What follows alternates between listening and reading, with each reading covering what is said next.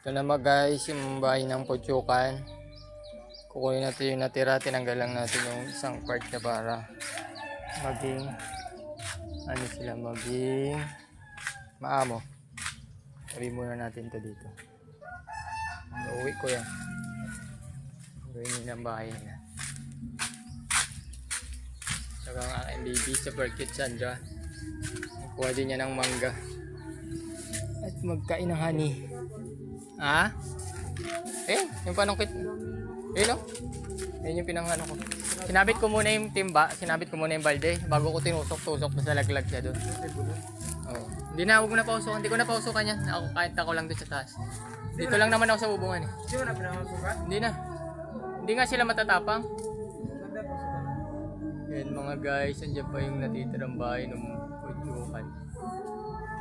Kunin natin mga guys.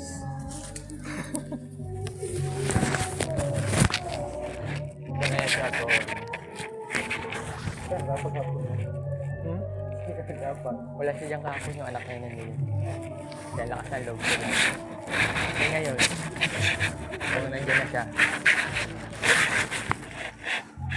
Kunin ko lang yung palde dun dyan. Baka may honey pa, sayang.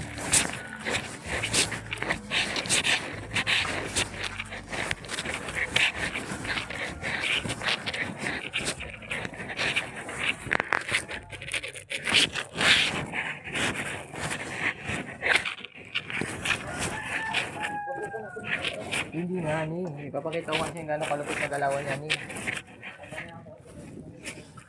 Ayun o, tignan mo. Ayun sila o. Wala eh. Hindi nga kasi pinagkusalan namin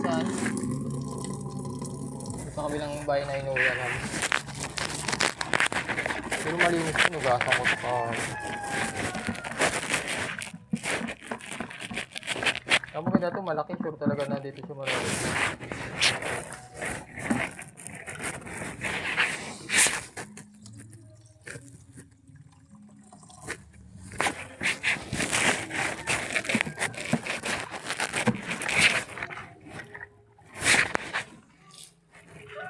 Ano guys, pagka ng Putsukan gamit ang balde sa panapit lang mga guys.